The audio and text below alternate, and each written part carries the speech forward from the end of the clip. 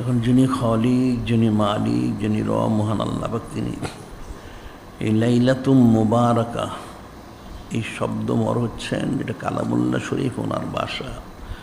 আর মহাসম্মানিত হাদিস হচ্ছেন লাইলাতুন নিসফি মিন শাবান, যেটা মশহুর শবে বরাত। সব অর্থ হলো রাত্রি, ফার্সি শব্দ, বরাত অর্থ হলো নাজাদ, মুক্তি, ভাগ্য। এটা বাংলা, আরবি, উর্দু, ফার্সি সমস্ত ভাষায় ব্যবহার করা হয়। সেই শবে বরাত ওনার খুসুসিয়ত সম্পর্কে এখন যিনি খালিক, যিনি মালিক, যিনি রব আল্লাহ, তিনি কালামুল্লাহ শরীফ। ওনার মধ্যে 114খানা সূরা শরীফ, তার মধ্যে একখানা সূরা শরীফ সূরা দোহান শরীফ। ওনার মধ্যে এই সম্মানিত রাত্রি মোবারক সম্পর্কে নিজে ইরশাদ মোবারক করেছেন।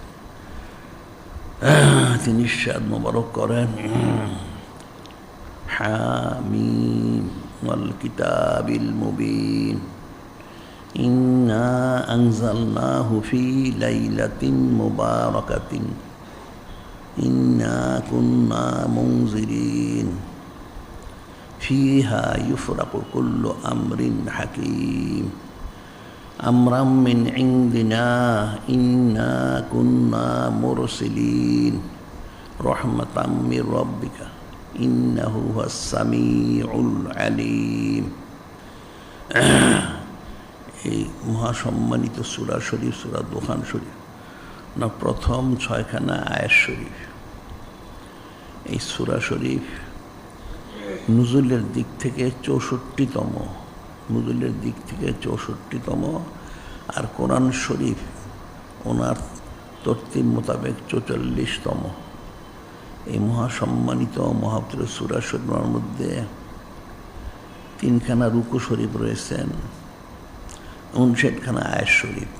তার মধ্যে প্রথম এই 6খানা আয়াত শরীফের মধ্যে যিনি খালিক, যিনি মালিক, যিনি রব মহাল্লাহ করেন হামিম, এটা হচ্ছে হুরুফে মুকাত্তাত।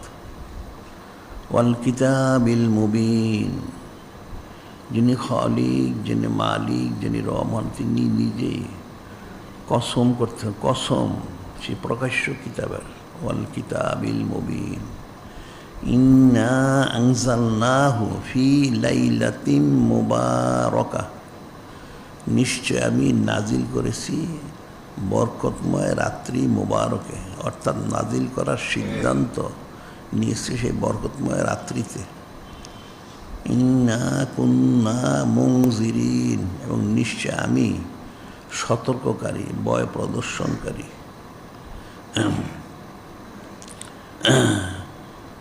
ফিহা ইউফরাকু কুল্লু আমরিন হাকিম, ফিহা ইউফরাকু কুল্লু আমরিন হাকিম। এই 4 নম্বর আয়াত, যিনি খালিক, যিনি মালিক, যিনি রহমান, তিনি মূল বিষয়টা ইরশাদ করেন যে এই মহাসম্মানিত মহাপুত রাত্রি মোবারকে সমস্ত প্রজ্ঞাময় বিষয়গুলি এগুলি ফয়সালা করায়। সুবহানাল্লাহি আমরাম মিন ইনদিনা, আমরাম মিন ইনদিনা, আমার আদেশ ক্রমে এগুলি হয়ে থাকে। সুবহানাল্লাহি ইন্না কুন্না মুরসিলিন, এবং নিশ্চয় আমি এই মহাসম্মানিত মহাপুত রাত্রির মধ্যে যত রহমত বরকত যা কিছু রয়েছেন সেটা আমি নিজেই সেটা পাঠিয়ে থাকি। সুবহানাল্লাহ, সাল্লাল্লাহু রহমাতাম মির রব্বিকা, রহমাতাম মির রব্বিকা, নিশ্চয় আপনার যিনি রব তাআলা, যিনি খালিক, যিনি মালিক মহান আল্লাহ পাক, ওনার রহমত মোবারক স্বরূপ। সুবহানাল্লাহি সাল্লাল্লাহু আলাইহি ইন্নাহু হুয়াস সামিউল আলিম, নিশ্চয় যিনি খালিক, যিনি মালিক, যিনি রহমান, তিনি সমস্ত বিষয় সর্বশ্রোতা এবং সর্বজ্ঞাত, সবই শোনেন, সবই জানেন। এই 6খানা আয়াতের মধ্যে এই বিষয় স্পষ্ট করা হয়েছে। এখন মূল যে বিষয়টা সেটা হলো, এটা আমাদের দেশেও বিদেশেও সব জায়গায় কিছু লোক আছে যারা বাতিল ফেরকা, বাতিল 72 ফেরকার লোক যারা, এরা বলে থাকে শবে বরাত কোরআন শরীফ, সুন্নাহ শরীফ অর্থাৎ হাদিস শরীফ ওনাদের মধ্যে কোথাও নেই। নাউজুবিল্লাহ। আসলে লোকগুলি কঠিন মূর্খ। এই জন্য মূর্খ যে শবে বরাত যে শব্দটা, এটা তো কোনো আরবি শব্দ না, এই সব শব্দটা হচ্ছে ফার্সি। তো কোরআন শরীফ এবং হাদিস পড়ছেন আরবিতে, তাহলে সেখানে কী রয়েছে সেটা দেখতে হবে। যেমন আমরা নামাজ বলি, রোজা বলি, নামাজ রোজা কোরআন শরীফ হাদিসে কোথাও নাই। যেহেতু সেখানে সলাত আছে, সাওম আছে, সিয়াম আছে, রমাদান শরীফ আছে, আমরা যা বলি সেটা আমাদের এলাকা ভিত্তিক ভাষা। আরেকটা বিষয় হচ্ছে এখানে এই এলাকায় ছিল আগে মাতৃভাষা ফার্সি। ওই যে খ্রিস্টান বেনিয়া, যেগুলি খ্রিস্টানদের মুসলমানদের কতগুলি চাকর ছিল আর্দালি, ওই আর্দালিগুলি যখন এই দেশের ক্ষমতাটা নিল, নেওয়ার পরে 1834 থেকে 36 সাল এর আগে থেকে পরিকল্পনা করেছে, এর মধ্যে একটা মোটামুটি ব্যবস্থা করে 1837 সাল থেকে তারা ফার্সিটা তুলে দেয়। নাউজুবিল্লাহ। এরা তখন এই দেশের মূল ভাষা হিসেবে ইংরেজিটাকে ব্যবহার করে, তখন তারা ফার্সি তুলে দেয়। তার কারণে কিছু শব্দ তারা তুলে দিচ্ছে, কিছু শব্দ রয়েও গেছে। শবে বরাত, শবে কদর, শবে মেরাজ ইত্যাদি শব্দমর্গগুলি সব শব্দ হচ্ছে ফার্সি রাত্রি। মেরাজ আরবি শব্দ, কদর আরবি শব্দ, বারাত মূল হচ্ছে আরবি, পরে বাংলা অন্য ভাষায় আছে। যেমন আরেকটা বিষয় হচ্ছে, যেমন খোদা বলে মানুষ সবাই, কিতাবেও লেখে খোদা তাআলা, খোদা পাক। মানে খোদা শব্দ যেটা, এই খোদা শব্দ কিন্তু কোরআন শরীফ, সুন্নাহ শরীফ, হাদিস কোথাও নাই। এটা একটা ফার্সি শব্দ যার অর্থ হচ্ছেন খোদা, যিনি আপসে আপ এসেছেন, যেটা সূরা ইখলাস শরীফে লাম ইয়ালিদ ওয়া লাম ইউলাদ, যে ওনার থেকে কেউ নয়, উনি কার থেকে নন, সে হচ্ছে খোদা। তো যেই শব্দগুলি কোরআন শরীফ, সুন্নাহ শরীফ ওনাদের আলোকে শরীয়তের খেলাফ হয় না, সেই শব্দগুলি ব্যবহার করা জায়েজ। আর যেই শব্দগুলি কোরআন শরীফ, সুন্নাহ শরীফ ওনার খেলাফ হয়, সেগুলি ব্যবহার করা জায়েজ নেই। যেন খোদা তাআলা, তাআলা শব্দটা আরবি, কিন্তু খোদা পাক, এই পাক শব্দটা কিন্তু আরবি না, এটা ফার্সি। তো অনেক শব্দ এরকম রয়ে গেছে যে কোরআন শরীফ, হাদিস শরীফ মধ্যে সরাসরি নেই, কিন্তু সেটা মশহুর। আমাদের এলাকায় শবে বরাত মশহুর। এখন যারা বাতিল ফেরকার লোকেরা মানুষকে এই রহমত থেকে বঞ্চিত করার জন্য তারা এই সমস্ত এলেমনো বক্তব্য দিয়ে থাকে। নাউজুবিল্লাহ। এখন বিশেষ করে যেমন এই খ্রিস্টান আর্দালিগুলি চলে গেলো এই দেশ থেকে 1947 সালে, যেটা বলা যায় পাকিস্তান হলো। তা পাকিস্তান হলো তখন ভাষা নিয়ে অনেক আন্দোলন হয়েছে। উচিত ছিল একটা মুসলমান দেশের মূল ভাষা আরবি করা, কিন্তু তারা এটা করতে পারেনি।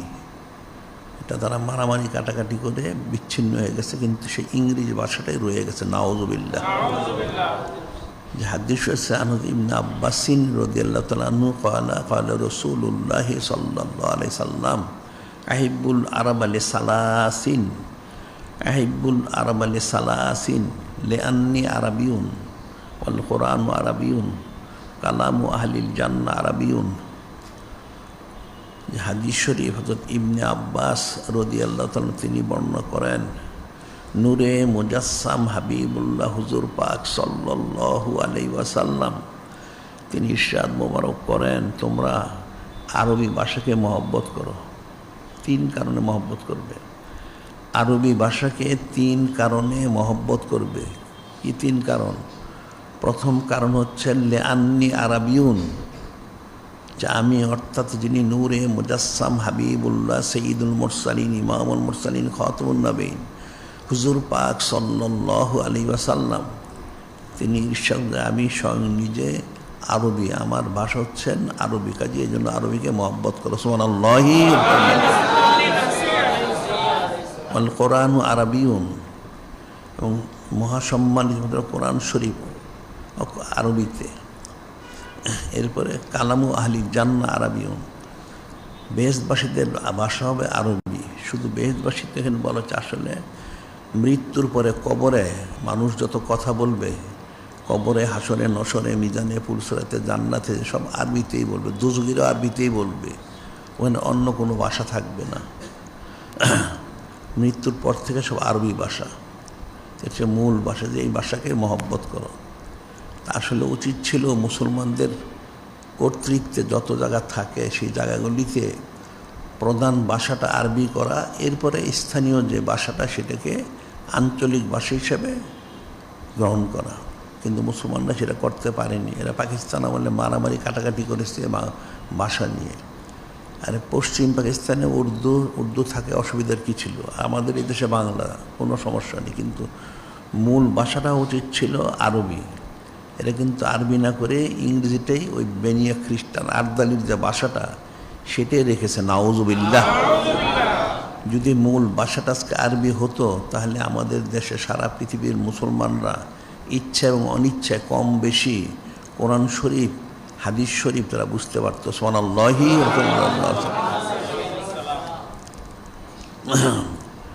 কাজী শবে বরাত এই শব্দটা যেহেতু আরবি না, সেই জন্য কোরআন শরীফ হাদিস শরীফ নেই। তবে কোরআন শরীফ বলা হচ্ছে লাইলাতুম মুবারাকা, বরকতময় রাত্রি। আর হাদিস হচ্ছে লাইলাতুল নিসফি মিন শাবান, শাবান শরীফ মাসের মধ্যরাত্রি অর্থাৎ 14 তারিখ দিবাগত রাত্রিকে লাইলাতুল নিসফি মিন শাবান বলা হয়, শবে বরাত বলা হয়। এটা আমার দেশে মশহুর। এখন এই সূরা শরীফ, ওনার মধ্যে যিনি খালিক, যিনি মালিক, রহমান, তিনি ঈশ্বর করেছেন,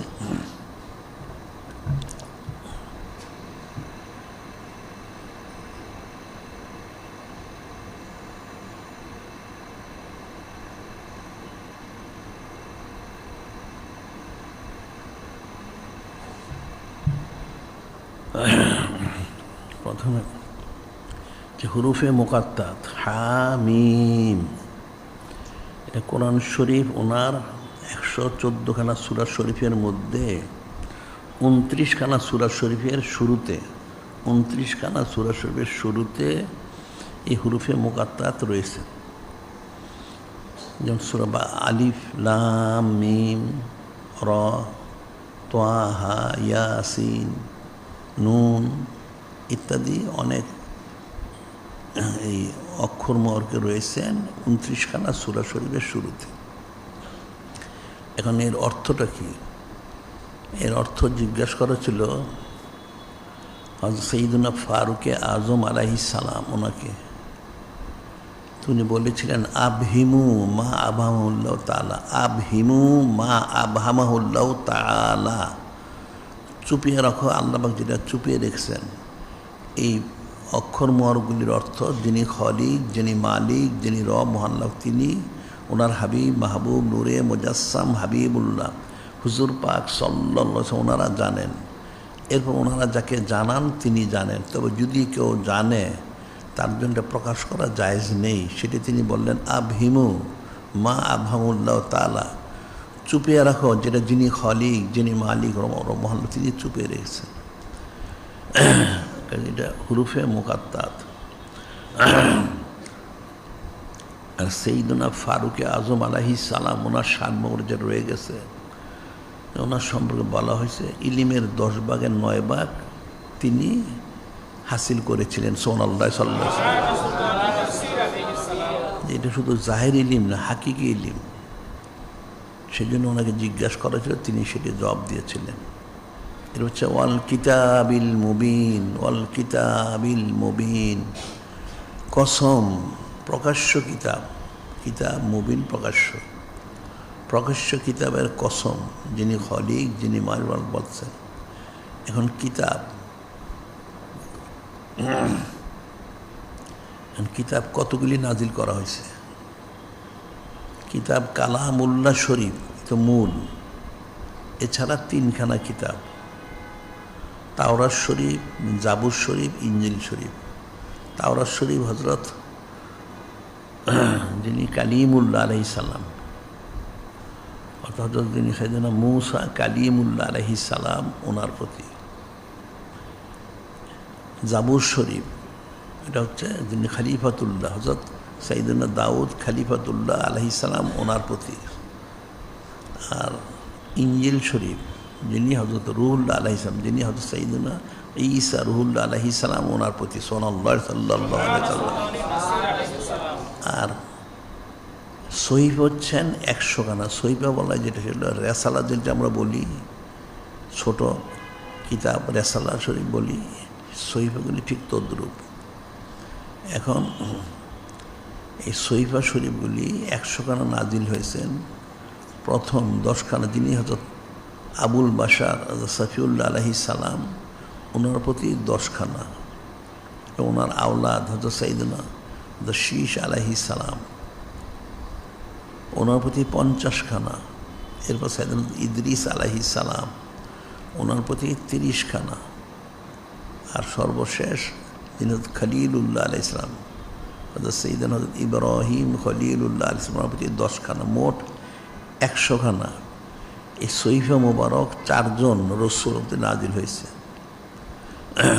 এখানে আবার আরেকটা বিষয় আছে যে রসুল কারা এবং নবী কারা, এর পার্থক্যটা কি।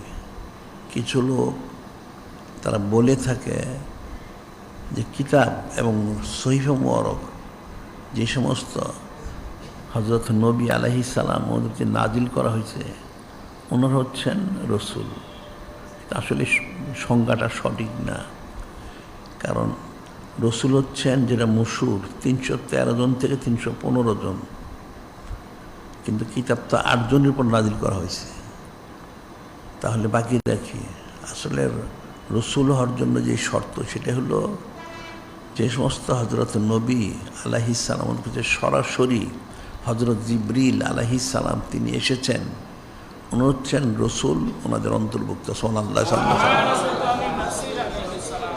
সেই হিসাবে 100 খানা সহিফা 4 জন হযরত রসুল আলাইহিমুস সালাম ওদের প্রতি, আর কালামুল্লাহ শরীফ তালা ছাড়া 3 খানা কিতাব শরীফ 3 জন সাইয়েদনা রসুল আলাইহিমুস সালাম ওনাদের প্রতি নাজিল করা হয়েছে।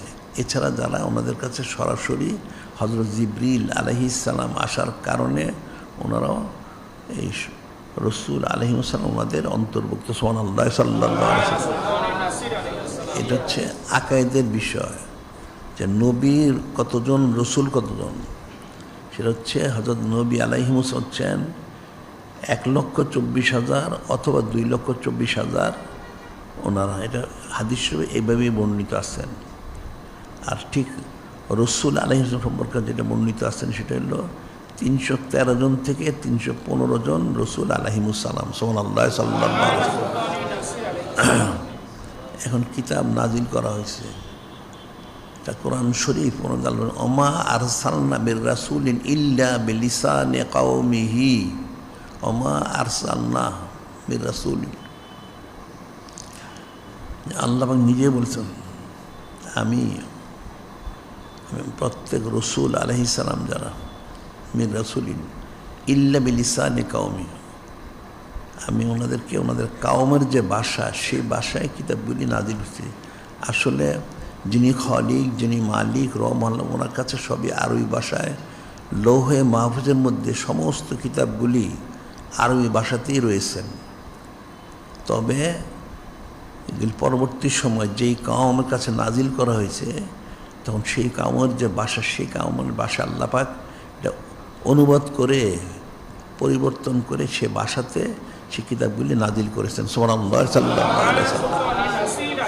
ওমা আরসালনা মির রাসূলিন ইল্লা বিলিসানি কওমিহি, প্রত্যেক কাওমের ভাষাতে কিতাবটা নাজিল করা হয়েছে। এবং কেন কিতাবগুলি নাজিল করা হলো? কিতাবুন আনজালনাহু ইলাইকা লিতুখরিজান নাসা মিনাজ যুলুমাতি ইলান নূর। যিনি খলিক, যিনি মালিক, যিনি রব আল্লাহ তিনি সব করেন, কিতাবগুলি নাজিল করেছে মানুষকে মিনাজ যুলুমাতি ইলান নূর। সাধারণ অর্থ করা হয় গুমরাহি থেকে হেদায়েতের দিকে নেওয়ার জন্য। আসল হচ্ছে গায়রুল্লাহ থেকে নূরে মুজাসসাম হাবিবুল্লাহ হুজুর পাক সাল্লাল্লাহু আলাইহি ওয়াসাল্লাম দিকে রুজু করার জন্য। সুবহানাল্লাহ সাল্লাল্লাহু আলাইহি ওয়াসাল্লাম। এখন কিতাবগুলি নাজিল করা হয়েছে। এখন এই কিতাবগুলির মধ্যে যিনি খলিক, যিনি মালিক রহমাল্লাহ, তিনি নিজে বলেন, বিশেষ করে কালামুল্লাহ শরীফ আমার যে খুসুসিয়ত, যে কুল্লুম ফি কিতাবিম মুবিন, এই কালামুল্লাহ শরীফ মশহুর বর্ণনা ৬৬৬৬ আয়াত শরীফ, এর মধ্যে সমস্ত বিষয়গুলি বর্ণনা করা হয়েছে। সুবহানাল্লাহি রাসূল সাল্লাল্লাহু আলাইহি ওয়াসাল্লাম কুল্লুম ফি কিতাবিম মুবিন, একটা বিষয় বাদ দেওয়া হয়নি। কারণ মানুষ তো বুঝতে পারে না, বলছেন মা ফাররাতনা ফিল কিতাবি মিন শাইইন, মা ফাররাতনা ফিল কিতাবি মিন শাইইন। আমি কালামুল্লাহ শরীফ ওনার মধ্যে কোনো বিষয় বর্ণনা করতে আমি তরক করিনি, সব করেছি। ওয়ালা রাতবিন ওয়ালা ইয়াবিসিন ইল্লা ফি কিতাবিম মুবিন, শুকনা ভিজা অর্থাৎ যা আছে সমস্ত বিষয় বর্ণনা করেছি। যে কালামুল্লাহ শরীফে সব আছে। এ প্রসঙ্গে একটা ঘটনা আমি বলেছিলাম অনেক দিন আগের কথা, কমপক্ষে 40-45 বছর আগের ঘটনা হইতে পারে। একটা লোক অনেক বড়, সে মুফাসসিরে কোরআন, সে অনেক তাফসীর করছে। তার সাথে আমার কিছু কথা হচ্ছিল, সে অনেক তাফসীরের নাম বললো, যে অনেক তাফসীর করছে, খুব ভালো। তাই আমি তাকে বললাম যে খুব ভালো, তাহলে তো আপনি যখন অনেক তাফসীর করেছেন অনেকবার, তাহলে আপনার তো অনেক ইলম অর্জন হয়েছে। এটা বলে বললাম যে কোরআন শরীফ তো আছে কুল্লুম ফি কিতাবিম মুবিন, সমস্ত কিছু কোরআন শরীফ। তাহলে যারা কোরআন শরীফটা ভালো করে পড়ে এবং বুঝে, তাহলে তাদের তো সর্ববিষয়ে তাদের ইলিম থাকার কথা। লোকটা আমার এই কথাটা শুনে আমাকে একটু চুপ হয়ে বলল, যেটা আপনি কি বললেন? আমি কেন? এটা তো কোরআন শরীফ, ওনার আয়াত শরীফ, কুল্লুম ফি কিতাবিম মুবিন।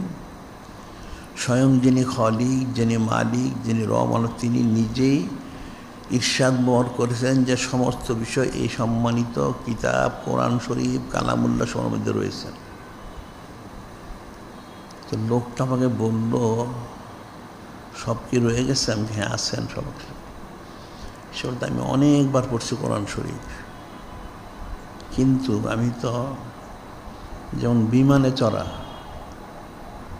রেলগাড়িতে চড়া, বা যে গাড়ি ঘোড়াতে গাড়িতে চড়া ইত্যাদি ইত্যাদি, এটা তো আমি কোরআন শরীফ কোথাও পাইনি।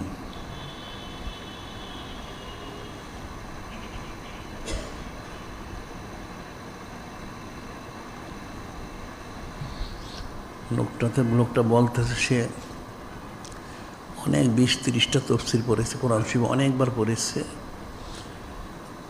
যে আপনার আমাকে বলতেছে সে, যে আপনি যে বললেন সব কোরআন শরীফ আছে, ঠিক আছে, তাহলে যে বিমানে চড়া, রেলগাড়িতে চড়া, এই যে মানুষ যে গাড়িতে চড়ে, এটা তো আমি কোনো কোথাও পাইনি, এটা কি আছে কোরআন শরীফে? আমি তার কথা শুনে বললাম, হ্যাঁ এটা কোরআন শরীফে আছে। আমি যখন আছে বললাম, লোকটা একটু আশ্চর্য হইল, আশ্চর্য বললো যে আপনি কি বলেন? আমি এতবার বললাম, আমি কোথাও আমি পেলাম না, আর আপনি বললেন আছে, কোথায় আছে? আমি তাকে বললাম যে আচ্ছা ঠিক আছে, আপনি তো পড়েছেন কোরআন শরীফ, তাহলে এই যে বিমানে চড়া, রেলে চড়া, গাড়িতে চড়া, এটিকে কোনো কোথাও নিষেধ করা হয়েছে? এই কথা জিজ্ঞাসা করলাম, সে চুপ হয়ে গেল, বলল না তো, নিষেধ তো করা হয় নাই। আমি তাকে বললাম যদি নিষেধ না করা হয় তাইলেই তো আছে। সুবহানাল্লাহ সাল্লাল্লাহু আলাইহি ওয়াসাল্লাম যে কোরআন শরীফে কতগুলি সরাসরি আদেশ মোবারক করা হয়েছে, কতগুলি নিষেধ মোবারক করা হয়েছে, না বাকিগুলো হচ্ছে মোবা। এখন বিমানে চড়া, রেলগাড়িতে চড়া, গাড়িতে চড়া, এটা হচ্ছে নিয়ত অনুযায়ী। এখন তার কথা ছিল ঘোড়া ছিল, উট ছিল, গাধা ছিল, খচ্চর ছিল, এখন সেটার পরিবর্তে এগুলি হয়েছে। এখন এটা বাহনে চড়া সুন্নত মোবারক, এটা ঠিকই আছে, তবে হয়তো বিষয়টা পরিবর্তন হয়ে গেছে। এখন তাহলে এটা চলার মুবাহ, অর্থাৎ সুন্নত মোবারক তো অবশ্যই, তার মধ্যে এটা নিয়ত অনুযায়ী ফয়সালা। একটা লোক যদি বিমানে করে ন্যাক কাজ করতে যায়, রেলগাড়ি করে ন্যাক কাজ করতে যায়, বা গাড়িতে চড়ে, তাহলে সে এনে ফজিলত পাবে, সওয়াব পাবে, নেকি পাবে, সুবহানাল্লাহ সাল্লাল্লাহু আলাইহি ওয়াসাল্লাম। আর যদি এগুলি করে সে কোনো গুনাহ খাতা করতে যায়, তাহলে তার গুনাহ খাতা হবে, নাউজুবিল্লাহ। এখন আমার বলার বিষয় হচ্ছে, আসলে এই যে কোরআন শরীফ সব আছে আসলে, কিন্তু মানুষের আকল বুদ্ধির ত্রুটি, সে অনেক তফসির পড়ছে, 10, 20, 30টা তফসির পড়ছে, অনেকবার কোরআন শরীফ খতম করেছে, কিন্তু কোথাও সে পায় না। আসলে তার সেই সমস্যাই নাই। এই জন্যেই মানুষ কোরআন শরীফের অপব্যাখ্যা করে, যে কোরআন শরীফে আল্লাহ পাক তো নিজেই বলে দিয়েছেন, হুয়াল্লাযী আনজালা আলাইকাল কিতাবা মিনহু আয়াতুম মুহকামাতুন হুন্না উম্মুল কিতাব উখারু মুতাশাবিহাতুন। আল্লাহ পাক কোরআন শরীফে ইরশাদ মোবারক করেন, সেই মহান আল্লাহ পাক তিনি আপনার প্রতি কিতাব মোবারক নাজিল করেছেন, তার মধ্যে একটা হচ্ছে আয়াতে মুহকামাত, অর্থাৎ ওযু, গোসল, নামাজ, রোজা, হজ, যাকাত সরাসরি আদেশ নির্দেশ মোবারক, এটা হচ্ছে মূল কিতাবের, হুন্না উম্মুল উখারু মুতাশাবিহাতুন। আরেকটা হচ্ছে আয়াতে মুতাশাবিহাত, অর্থাৎ সেটা হচ্ছে 2 প্রকার, একটা যেমন হুরুফে মুকাত্তাত, আরেকটা হচ্ছে রূপক, ব্যাখ্যা সাপেক্ষ। তা আল্লাহ পাক বলতেছেন, ফাআম্মাল্লাযীনা ফী কুলুবিহিম যায়গুন ফায়াত্তাবিউনা মা তাশাবাহা মিনহু। যিনি খলিক, যিনি মালিক, রব নিজেই ইরশাদ করেন, ফাআম্মাল্লাযীনা ফী কুলুবিহিম যায়গুন ফায়াত্তাবিউনা মা তাশাবাহা মিনহু ইবতিগাআল ফিতনাতি ইবতিগাআ তাওয়িলিহি ওয়া মা ইয়ালামু তাওয়িলাহু ইল্লাল্লাহ। আল্লাহ পাক তিনি নিজে ইরশাদ করতেছেন, যাদের অন্তরে কুফরি আছে, বক্রতা আছে, গুমরাহি আছে, এরা এই আয়াতে মুতাশাবিহগুলি অনুসরণ করে। কেন? অপব্যাখ্যা করার জন্য, এগুলি অপব্যাখ্যা করার জন্য এবং মানুষকে বিভ্রান্ত করার জন্য এরা এগুলো অনুসরণ করে।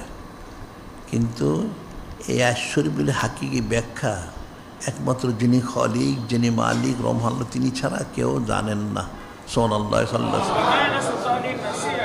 এবং ওনার হাবিব, মাহবুব, নূরে মুজাসসাম হাবিবুল্লাহ হুজুর পাক সাল্লাল্লাহু আলাইহি ওয়াসাল্লাম ওনারা ছাড়া, তবে ওনারা যাদেরকে জানান ওনারা জানবে, ছাড়া কেউ জানবে না। আর-রাসিখুনা ফিল ইলম ইয়াকুলুনা আমান্না বিহি কুল্লু মিন ইনদি রাব্বিনা। এটা আল্লাহ বলতেন, যারা ইলমে রসিক, গভীর ইলমে লাদুন্নি প্রাপ্ত, ওনারা বলেন আল্লাহ ওনার তরফ থেকে আমরা এর প্রতি ঈমান আনলাম। ওমা ইয়াযাক্কারু ইল্লা উলুল আলবাব, একমাত্র যারা উলুল আলবাব, অর্থাৎ মিল্লাদুন্না ইলমা, ইলমে লাদুন্নি প্রাপ্ত, ওনারা ছাড়া কেউ কোরআন শরীফ থেকে নসিহত করতে পারবে না। কোরআন শরীফ একটা সূক্ষ্ম বিষয়, যার জন্য মানুষ কোরআন শরীফের অপব্যাখ্যা করে থাকে, নাউজুবিল্লাহ। এখন কোরআন শরীফ সব আছে, সেগুলি আল্লাহ পাক পর্যায়ক্রমে ব্যাখ্যা আলো ইরশাদ মোর করেছে, সেটাতে বিষয়গুলি বুঝে নিতে হবে। যে কোরআন শরীফ সেটি বলা হচ্ছে ওয়াল কিতাবিল মুবিন, ইন্না আনজালনাহু ফি লাইলাতিন মুবারাকাতিন।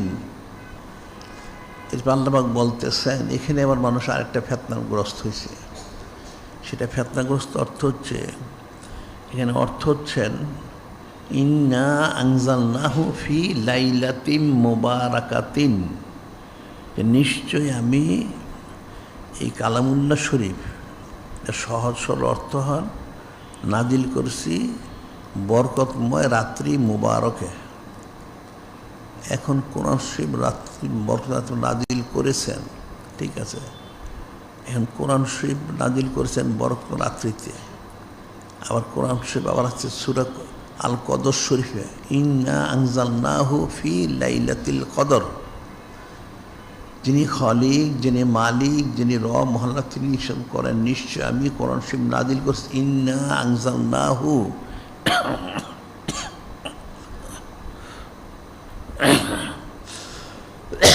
ফি লাইলাতিল কদর। এই সম্মানিত রাত্রি, কদর রাত্রি মুবারক আমি নাজিল করেছি। আচ্ছা, আবার ইরশাদ করেছেন সূরা বাকারা শরীফে, শাহরু রমাদান আল্লাযী উনজিলা ফীহিল কুরআন, শাহরু রমাদান আল্লাযী উনজিলা ফীহিল কুরআন। সূরা বাকারা শরীফ বলতেছেন আমি কোরআন শরীফ নাজিল করছি রমজান শরীফে। তাহলে এখন কোনটা সঠিক, কোনটা কি? এই ব্যাখ্যাগুলি মানুষ বুঝতে না পারার কারণ বলে থাকে আসলে ওই লাইলাতুল মুবারক হচ্ছে শবে কদর, নাউজুবিল্লাহ। এরা কিন্তু ব্যাখ্যাটা বুঝে নাই। আসল বিষয় হচ্ছে এখানে ইন্না আনজালনাহু ফি লাইলাতুল কদর, কদরের রাত্রি মুবারক, আর শাহরু রমাদান আল্লাযী উনজিলা ফীহিল কুরআন, এটা একই জিনিস। কারণ রমজান শরীফের মধ্যেই এই লাইলাতুল কদর মুবারক, দুটো একই জিনিস। আচ্ছা, তাই লাইলাতুল মুবারাকাটা কি? এখানে যেটা বলা হচ্ছে সেটা হলো লাইলাতুল মুবারাকা। এখানে বলা হচ্ছে ইন্না আনজালনাহু, আমি নাজিল করছি। এখানে আরবিতে দুইটা শব্দ, একটা হলো আনজালা, একটা নাজ্জালা। আনজালা নাজ্জালা, যেমন আলোচনা ইন্না নাহনু নাজ্জালনা যিকরা ওয়া ইন্না লাহু লাহাফিজুন, নিশ্চয় আমি এই কোরআন শরীফ নাজিল করছি, নিশ্চয় আমি হেফাজত করব। এখন তাহলে আনজালা এবং নাজ্জালার পার্থক্যটা এটাই মানুষ বুঝতে না পারার কারণে ফিতনাগ্রস্ত হয়েছে। আনজালা শব্দের অর্থ হচ্ছে একসাথে নাজিল করা, আর নাজ্জালা শব্দের অর্থ হচ্ছে পর্যায়ক্রমে। কোরআন শরীফ কিন্তু একসাথে নাজিল হয় না, 23 বৎসর নাজিল হয় জমিনে। তবে একসাথে কোথায় নাজিল হইল? এটা হলো লাইলাতুল মুবারক, অর্থাৎ এই বরকতময় রাত্রি, শবে বরাত। আল্লাহ পাক এই জন্য বলা হয় শবে বরাত এবং শবে কদরের পার্থক্যটা কি? শবে বরাত হচ্ছে বলা হয় লাইলাতুল তাজউইজ, লাইলাতুল ফায়সালা, লাইলাতুল বরাত। অর্থাৎ শবে বরাত হচ্ছে ফয়সালা করা রাত্রি, সিদ্ধান্ত নেওয়া রাত্রি। আর লাইলাতুল কদর হচ্ছে লাইলাতুল তানফিস, লাইলাতুল জারি। শবে কদর হচ্ছে জারি করা রাত্রি। অর্থাৎ এই বৎসর এই শবে বরাতে যা কিছু সিদ্ধান্ত নেওয়া হবে, যা ফয়সালা করা হবে, সেটা সামনে শবে কদর থেকে এটা জারি হবে। আর গত বৎসর শবে বরাতে যেটা ফয়সালা হয়েছে সেটা গত বৎসর শবে কদর থেকে জারি হয়ে এটা এখনও জারি আছে, এই শবে কদর পর্যন্ত এটা চলবে। শবে কদর থেকে আবার এই বৎসর যেটা জারি হবে, যেটা ফয়সালা হবে সেটা জারি হবে। সুবহানাল্লাহি, সেটা হলো ওই লাইলাতুল মুবারাকা। এখন একসাথে নাজিল হলো কোথায়? এটা হলো কালামুল্লাহ শরীফ, সমস্ত আসমানি কিতাবে লৌহ মাহফুজে আছেন। বাল হুয়া কুরআনুম মাজিদ ফি লাওহিম মাহফুজ। যিনি খালিক, যিনি মালিক, যিনি রহমান, তিনি সরকার, যে কালামুল্লাহ শরীফ লৌহ মাহফুজে রয়েছেন। এটা বলা হয় যে পৃথিবীর আকাশ, সামায়ে দুনিয়া, এখানে একটা হুজরা শরীফ আছেন, বাইতুল ইজ্জত, এটা নাম মোবারক। সামায়ে দুনিয়া, পৃথিবীর যে আকাশটা, এই আকাশে মধ্যে একখানা হুজরা শরীফ আছেন, নাম হচ্ছেন বাইতুল ইজ্জত। এই বাইতুল ইজ্জত শরীফের মধ্যে আল্লাহ পাক শবে বরাতের দিন সিদ্ধান্ত নিয়েছেন যে একসাথে নাজিল করবেন। সেটা নাজিল হয়েছেন শবে কদরের রমজান শরীফের মধ্যে, একসাথে লৌহ মাহফুজ থেকে বাইতুল ইজ্জত শরীফে নাজিল করে দিয়েছেন। সুবহানাল্লাহ, সাল্লাল্লাহু আলাইহি ওয়াসাল্লাম।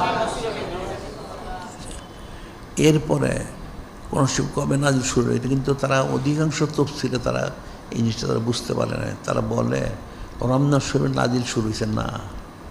আসলে কোরআন শরীফ জমিনে যে নাজিল শুরু হয়েছে সেটা হচ্ছে 12ই শরীফ, সৈয়দুল আদাদ শরীফ, সাইদুল শুহুর আদম শরীফ, অর্থাৎ পবিত্র রবিউল আউয়াল শরীফ মাসের 12ই শরীফ, ইসলাম আজিম শরীফ, কোরআন শরীফ নাজিল করা শুরু হয়েছেন, নাজিল হওয়া শুরু হয়েছেন। এটা হলো এই পবিত্র রবিউল আউয়াল শরীফ মাসের 12ই শরীফ, এবং সেই দিন হচ্ছে ইসলাম আজিম শরীফ নাজিল শুরু হয়েছেন। এরপর ধারাবাহিক 23 বৎসরে এটা নাজিল আল্লাহ পাক সমাপ্ত করেছেন। সেটাই বলা হচ্ছে ইন্না নাহানু নাজ্জালনা যিকরা ওয়া ইন্না লাহু লাহাফিজুন, আমি নাজিল করেছি, আমি এটা হেফাজত করব। এটা ধারাবাহিকভাবে বরাত সেই লাইলাতুল মুবারাকাতে সিদ্ধান্ত নেওয়া হয়েছে শবে কদরে রমজান শরীফে একসাথে লৌহ মাহফুজ থেকে বাইতুল ইজ্জত সামায়ের দুনিয়া পৃথিবীর আকাশে নাজিল করা হয়েছে। আবার সেখান থেকে সে 12ই শরীফে সেই দুঃসু অর্থাৎ পবিত্র মাসের 12ই শরীফে ইসলা আজিম শরীফে সোমবার সেদিন থেকে ধারাবাহিক নাজিল হয়েছেন 23 বছর ব্যাপী সুবহানাল্লাহি। এটা হলো সেটা ইন্না আনজালনাহু ফি লাইলাতিন মুবারাকা ইন্না কুন্না মুনজিরিন। যিনি খালিক, যিনি মালিক, নিশ্চয় আমি হচ্ছে সতর্ককারী। তিনি সতর্ককারী ঠিকই আছে। আবার কোরআন শরীফে বলা হয়েছে ইন্না আরসালনাকা শাহিদাও ওয়া মুবাশশিরাও ওয়া নাযীরা ইয়া আইয়ুহান নাবিয়্যু ইন্না আরসালনাকা শাহিদাও ওয়া মুবাশশিরাও ওয়া নাযীরা। আয়াত শরীফ, একাধিক আয়াত শরীফ। যিনি খালিক, যিনি মালিক, যিনি রব, তিনি ঈশ্বর অনুভব করেন। আমার হাবিব মাহবুব নূরে মুজাসসাম হাবিবুল্লাহ হুজুর পাক সাল্লাল্লাহু আলাইহি, আমি আপনাকে পাঠিয়েছি সাক্ষ্যদাতা, হাজির নাজির, সুসংবাদদাতা এবং সতর্ককারী রূপে, ভয় প্রদর্শনকারী রূপে পাঠিয়েছি। যিনি খালিক, যিনি মালিক, তিনি যেমন সতর্ককারী, ঠিক একইভাবে নূরে মুজাসসাম হাবিবুল্লাহ হুজুর পাক সাল্লাল্লাহু আলাইহি ওয়াসাল্লাম তিনিও সতর্ককারী। সুবহানাল্লাহি। এখন তিনি সতর্ক করেছেন, সব বলেছেন। কতটুকু বলেছেন? হাদিস শরীফ আছে, হযরত ইমাম আউয়াল ইসলাম ক্বালা রাসূলুল্লাহ সাল্লাল্লাহু আলাইহি ওয়াসাল্লাম কাল্লিমুন নাস আলা কাদরি উকুলিহিম, কাল্লিমুন নাস আলা কাদরি উকুলিহিম, মানুষের সাথে তার আকল অনুযায়ী কথা বলো। এখন যিনি খালিক, যিনি মালিক, রব মহান পাক, যিনি নূরে মুজাসসাম হাবিবুল্লাহ হুজুর পাক সাল্লাল্লাহু আলাইহি ওনারা মানুষের আকল অনুযায়ী সব বলে দিয়েছেন, সব বলে দিয়েছেন। এখন মানুষের সেখানে ফিকির করতে হবে, কারণ আল্লাহ অমা উতীতুম মিনাল ইলমি ইল্লা কলিলা, মানুষকে অল্প ইলম ব্যতীত দেওয়া হয়নি। এই জন্য কিন্তু বলে তোমরা দোয়া করো রব্বি জিদনি ইলমা, রব্বি জিদনি ইলমা, যে বাড়েন আমাদের ইলিম বৃদ্ধি করে দিন। অল্প ইলিম দেওয়া হয়েছে। এখন ইলিম যদি বৃদ্ধি হয়, আকল বুদ্ধি বাড়ে, তা আকল বুদ্ধি তার এইভাবে বাড়বে না।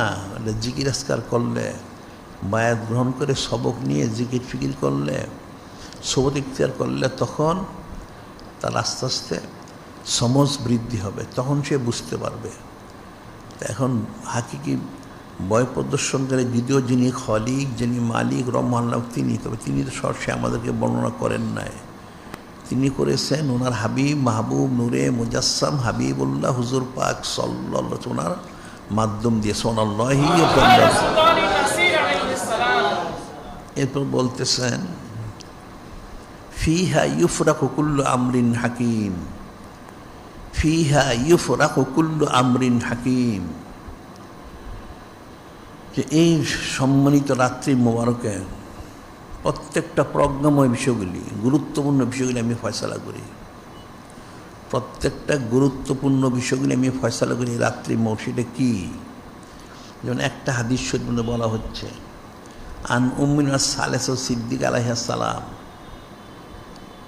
আন্নান নাবিয়্যা সাল্লাল্লাহু আলাইহি ওয়াসাল্লাম ক্বালা হাল তাদরিনা মা ফি হাযিল লাইলা, ইয়ানি লাইলাতুন নিসফি শাবান। قالت ما فيها يا رسول الله صلى الله عليه وسلم؟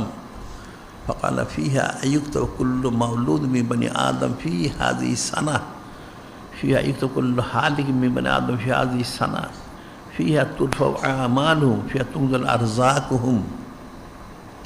বলা হচ্ছে